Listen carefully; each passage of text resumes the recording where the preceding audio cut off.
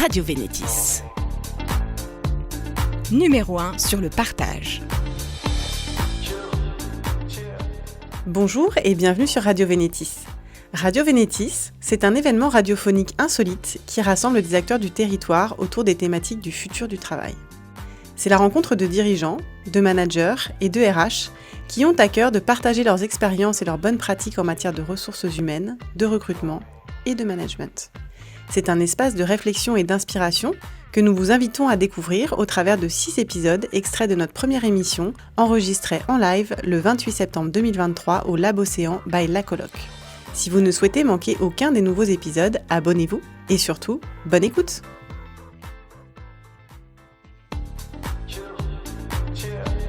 Radio Vénétis.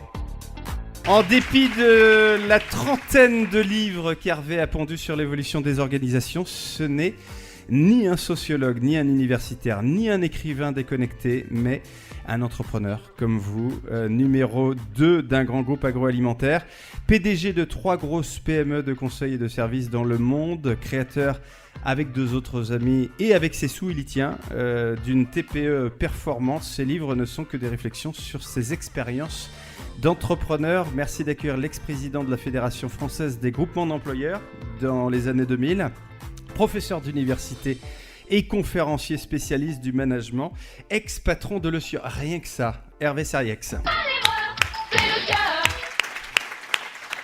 Vous l'avez entendu, Hervé ? C'était pour vous, ça. Vous étiez aux manettes à l'époque de cette pub ? Bien avant. Bien avant. Merci, Hervé, d'être avec nous en compagnie de Sophie. Vous nous parlez de confiance. Oui, exactement. Et Hervé, j'ai une première question pour vous. J'ai beaucoup parlé de défis dans ma chronique.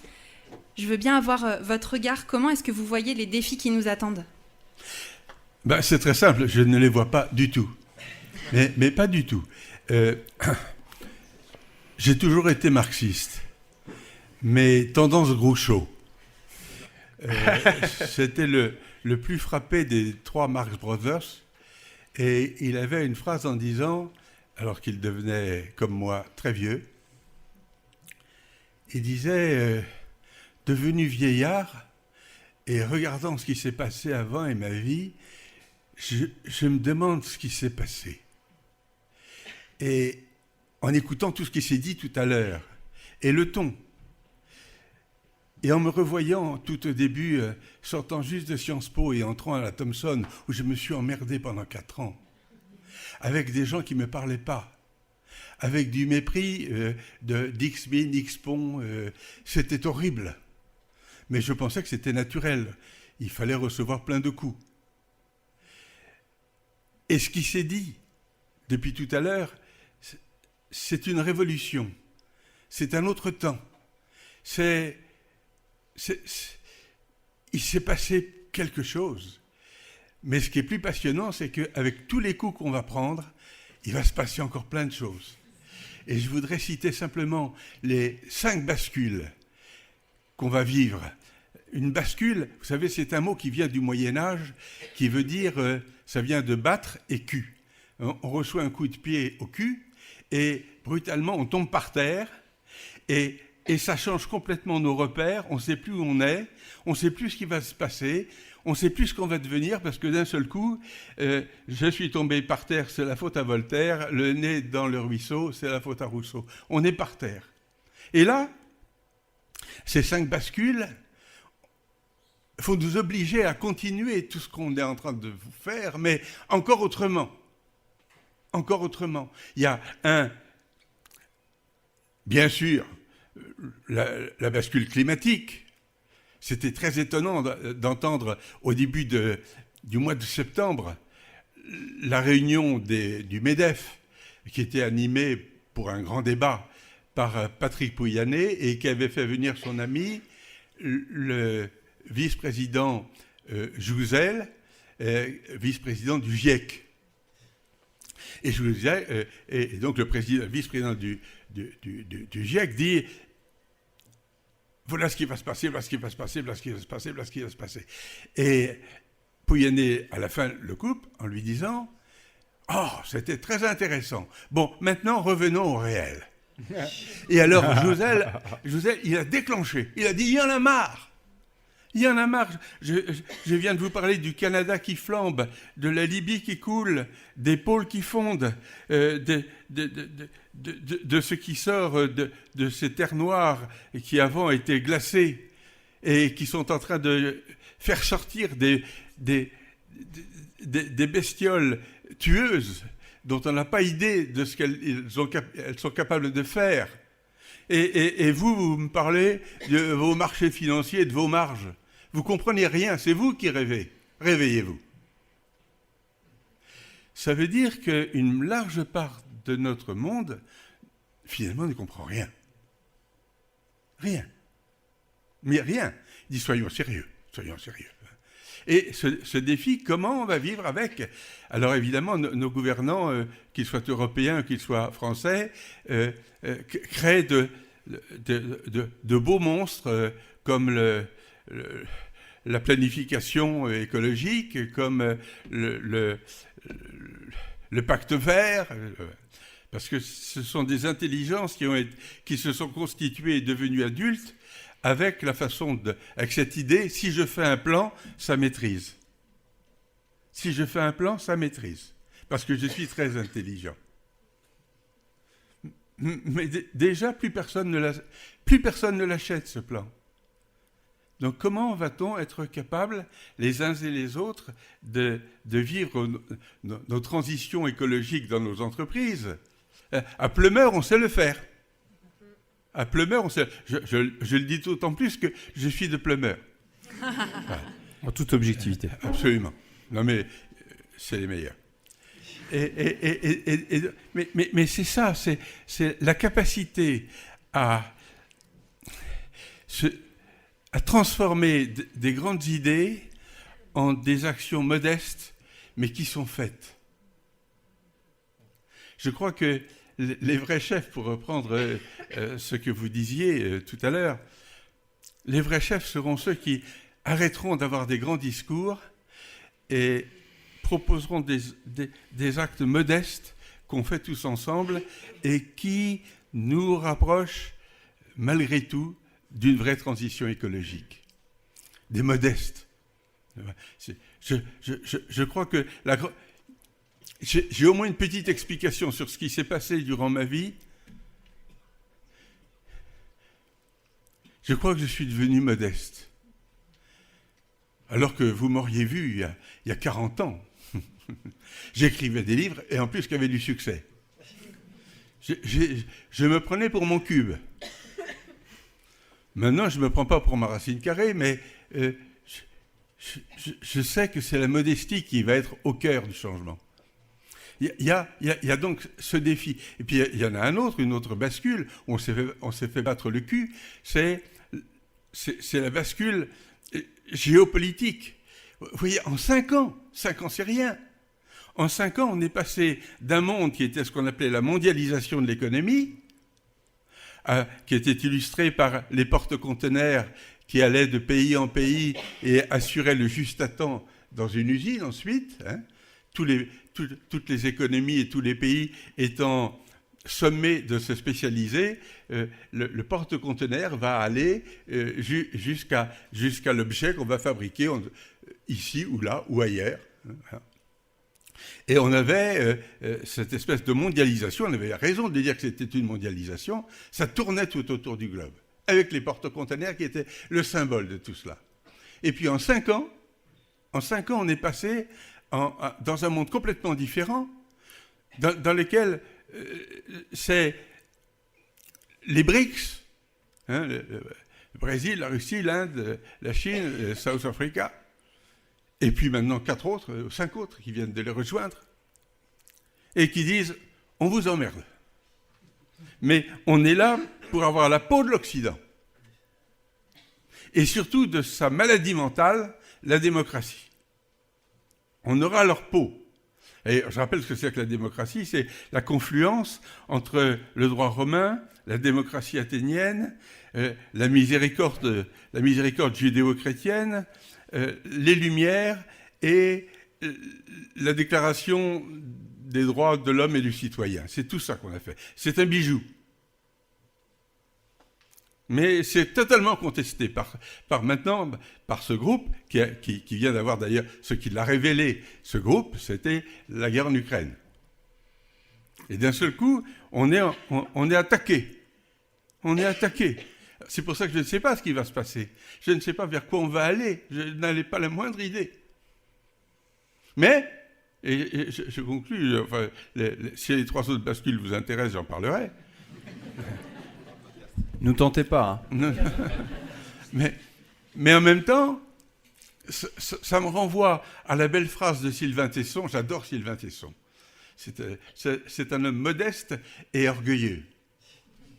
Les deux à la fois, il a raison. Et qui dit, la France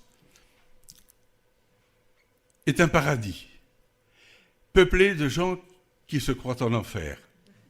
Quand on entend tout ce qu'on a entendu depuis tout à l'heure, ce que vous avez dit, là, mais c'est un paradis. Vous êtes sainte. On verra tout à l'heure à la sortie pour le prix de l'auréole. Tout se négocie. Mais comment savoir? Simplement, on peut dire il y a des bonnes virtualités pour l'instant. Tout ce qui a été dit tout à l'heure et ce que vous avez dit, il y a des bonnes virtualités. Mais on ne sait pas. Selon que la guerre en Ukraine sera gagnée ou perdue, par exemple, ce n'est qu'un exemple, parce que des guerres, il y en a plein partout. Hein. Il y en a au Soudan, il y en a partout. En Arménie. Selon la façon dont ça va tourner, que deviendra le travail? Je n'en sais rien. Mais ça aura forcément une incidence. Et les 3 autres, j'en parle plus, mais les 3 autres bascules, elles vont avoir aussi une incidence considérable. Donc... Alors Sophie... Je suis donc toujours plus marxiste tendance Groucho. Oui, elle est très bonne celle-là. Sophie, la question cornélienne, c'est comment on relance Hervé Sériex? Voilà. En fait, est-ce qu'on le lance sur les bascules ou est-ce que tu vas chercher une question dans la liste? Sachant qu'on en a au moins 250 de questions là depuis le début. Bon. Moi, j'ai très très envie de connaître les 3 autres bascules, mais je vous propose de garder ça pour le cocktail peut-être, et en parler de manière informelle. Elle est très bonne, on l'applaudit beaucoup. Parce que déjà, juste avec ce que vous nous avez dit, moi j'ai vraiment une autre question qui me brûle les lèvres. Donc on a compris que vous ne savez pas bien ce qui nous attend, mais du coup, qu'est-ce qui vous donne confiance? Moi, ce qui me donne confiance, d'abord, c'est cette réunion. À l'évidence, on a choisi, en tout cas dans le monde, des responsables d'entreprise, enfin des vrais responsables d'entreprise. Car je ne crois pas que... Parce que je les connais, et je les apprécie, mais les chefs des très grandes entreprises françaises ne sont pas des chefs d'entreprise. Ce sont des cadres promus. Et... ils ne jouent pas avec leur argent, à eux. Donc, Pouyanné est un garçon épatant, et en plus, il est sympathique. Bon. Mais ce n'est pas un chef d'entreprise, il n'a pas commencé dans un garage. Enfin, le garage de Franck, excuse-moi. On a écrit un livre tous les deux ensemble sur la Bretagne. Hein, et c'est pourquoi je suis aussi très enthousiaste, puisque je suis breton, je suis morbihanais. Et quand on a écrit notre livre, on a vu toutes les virtualités qu'il y avait, toutes les potentialités qui se levaient. En Bretagne, notre livre s'appelait « La métamorphose bretonne, un vent d'espoir venu de l'Ouest ». C'est bien ça. Hein, bon. Mais ça me rend optimiste aussi. Hein. Il se passe des choses. Mais des choses qui ont du mal à fertiliser les couches dirigeantes. Parce qu'ils ont des têtes énormes. Et ils n'ont pas la modestie d'accepter que c'est ce qui se passe ici qui est le plus important. Parce que le futur est en route ici. Il n'est pas en route dans leur conseil d'administration. Du tout. Et comme ils viennent tous de l'État, tous, Tous, ils ont été à des moments de leur vie, tout au début, ils ont été dans l'État. J'ai présidé 3 rapports sur la modernisation de l'État, dont un qui était l'innovation dans la fonction publique. Il n'est pas nécessaire d'espérer pour entreprendre. Et mon rapporteur, c'était Jean Choussat, le directeur du budget à l'époque, et qui m'a dit, Hervé, n'oubliez jamais que dans l'administration, une innovation, c'est une désobéissance qui a réussi, il ne faut pas se faire prendre par la patrouille. Alors, c'est ça qui se retrouve ensuite au sommet de toute l'industrie. C'est grave. Avec des gars bien, attention, hein, et des filles bien, vraiment intelligentes. Mais l'intelligence, c'est 20%. Enfin, l'intelligence, telle qu'on la conçoit en France, c'est 20% du bidule.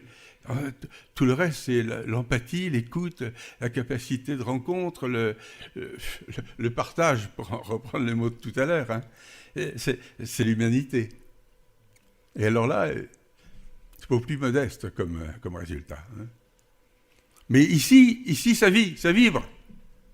C'est vivant. Et comme on va vivre des trucs difficiles, encore plus, il faut que ça soit vivant. Vivant et humain. Alors, Hervé, quelque chose qui est vivant et humain, c'est les groupements d'employeurs. Vous avez été président de la Fédération française des groupements d'employeurs. En quoi, pour vous, les groupements d'employeurs ont une place clé dans le monde de demain, d'aujourd'hui et de demain? Moi, je crois que ça a été très bien décrit par vous-même, madame. Les groupements d'employeurs, ils ont une triple vertu. Alors d'abord, je vais dire tout de suite, et je n'ai pas touché un dessous de table pour le dire, que de tous les groupements d'employeurs de France, Vénétis est le meilleur, et de beaucoup. Alors, il s'était déjà mis les Bretons dans la poche, mais alors là... Non. Bravo, Hervé. Là, c'est pas Groucho, là. Hein. C'est parce qu'ils vont certainement me donner un petit cadeau en sortant. Bon. Non, c'est le meilleur. D'ailleurs, on l'a su depuis le début. Hein, voilà. Et même s'il y a eu un petit souci à un moment donné, là, lorsque tu as passé le témoin, hein, mais maintenant, avec Juliette, il n'y a plus d'inquiétude. Hein, voilà. Mais je crois que les groupements d'employeurs, d'abord, moi, c'est un truc qui m'a toujours frappé, singulièrement à Vénétis. Les gens de Vénétis, ceux qui vont travailler dans les entreprises, sont recrutés pour être capables de la double allégeance. C'est l'allégeance à leur groupement d'employeurs, en tant qu'entreprise, et l'allégeance aux entreprises dans lesquelles ils œuvrent. C'est-à-dire qu'ils disent, c'est l'inverse de l'intérim. Voilà. Là, je suis des vôtres. Même si je viens d'une autre entreprise qui met à votre disposition des personnes, mais des personnes qui ont été choisies dans leur profil et formées et entraînées à être également capables de devenir des co-acteurs de l'entreprise dans laquelle ils vont, ou des entreprises dans lesquelles ils vont. Le deuxième truc qui est un atout fantastique, c'est, et vous l'avez bien décrit, vous dites que vous êtes dans 2 entreprises, c'est bien ça. Vous assumez une fonction de DRH dans 2 entreprises. Et moi, j'ai pu remarquer que quand on est dans 2, voire 3 entreprises, mais il ne faut pas plus,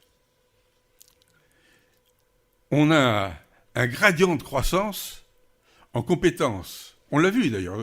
Vous avez montré une incroyable capacité à expliciter ça avec gentillesse, humour, simplicité.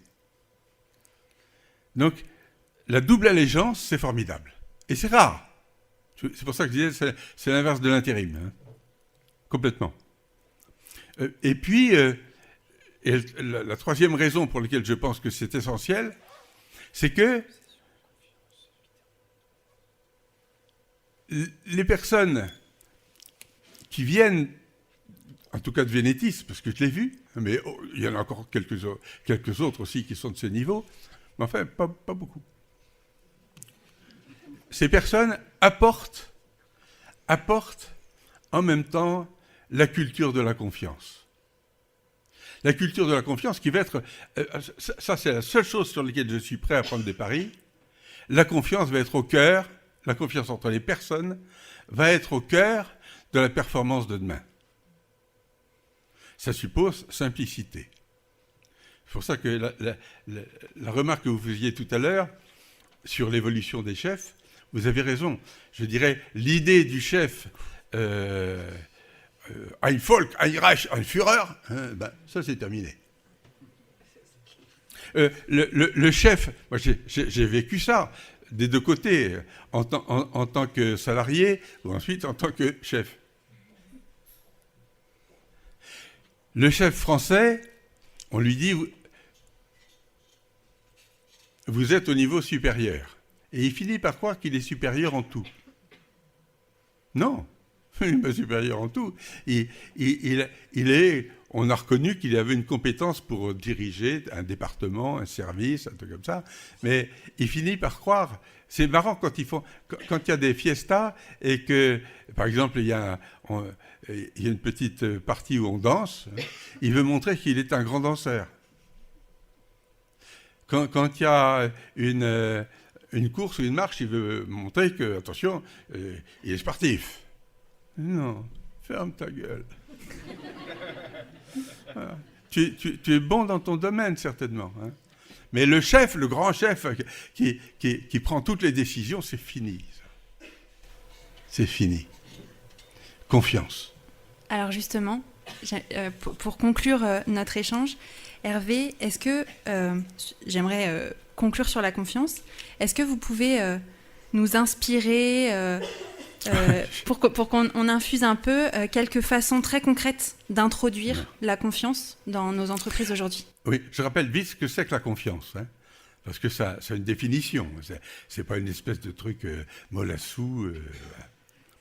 La confiance, c'est une relation à l'autre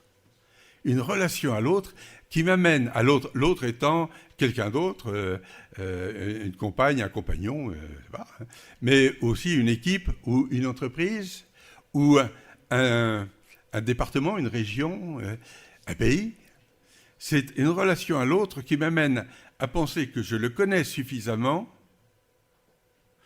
pour accepter de courir avec lui ou elle un risque, une aventure, avec de bonnes chances d'en sortir gagnant.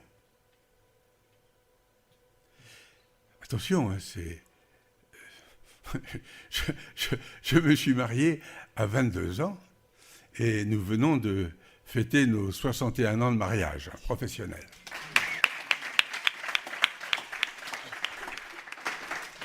Mais je ne savais pas où j'allais.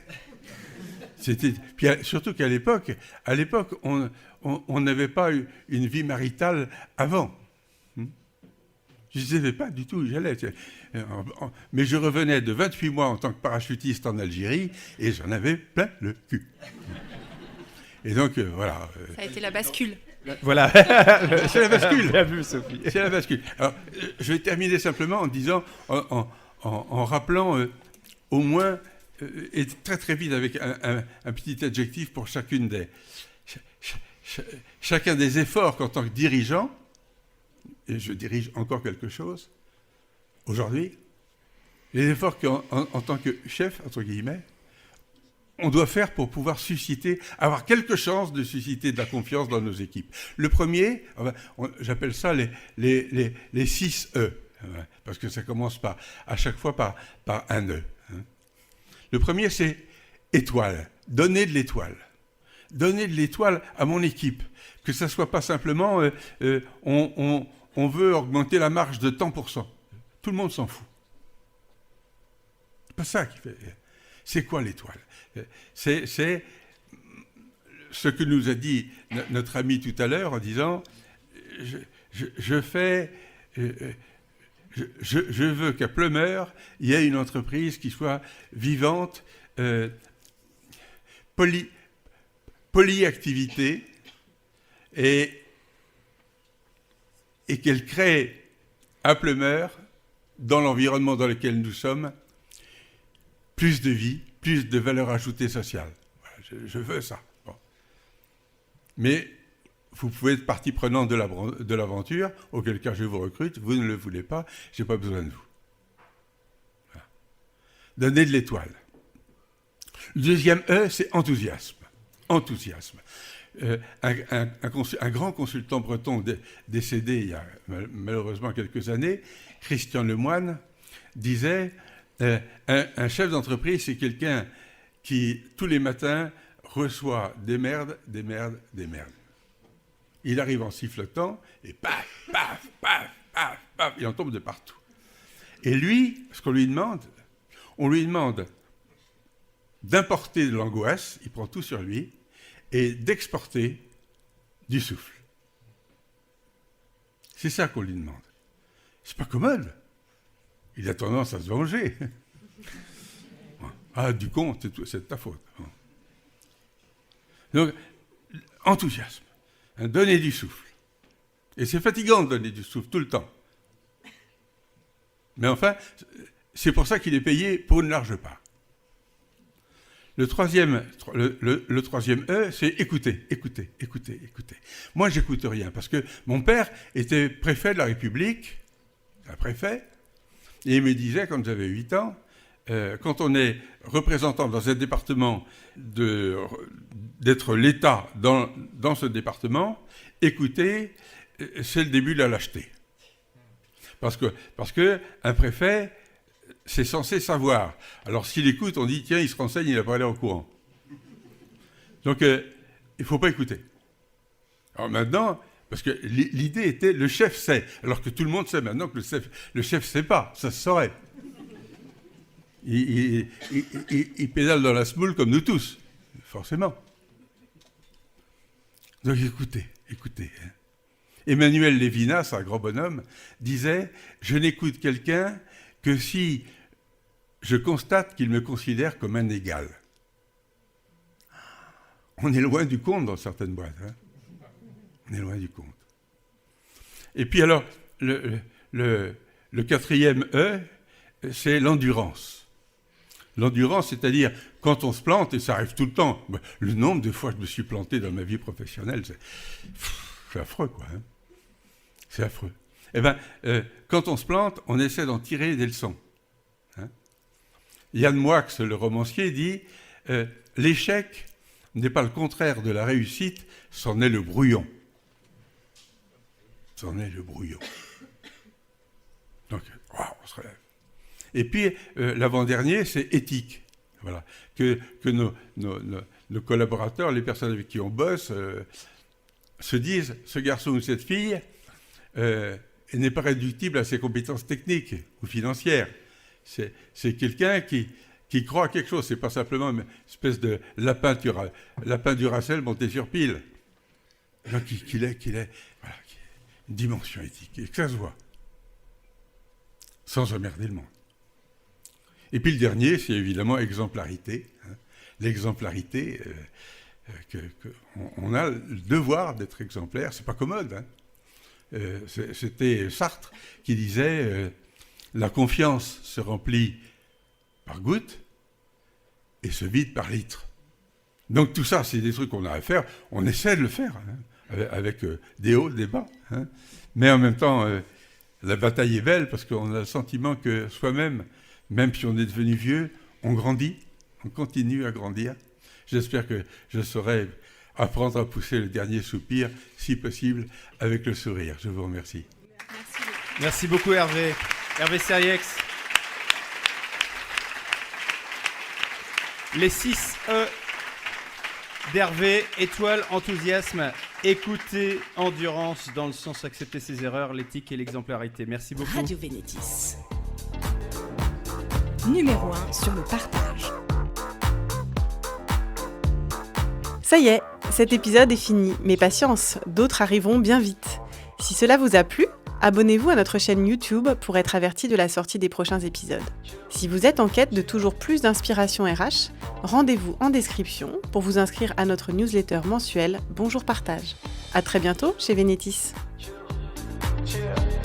Radio Venetis. Numéro 1 sur le partage.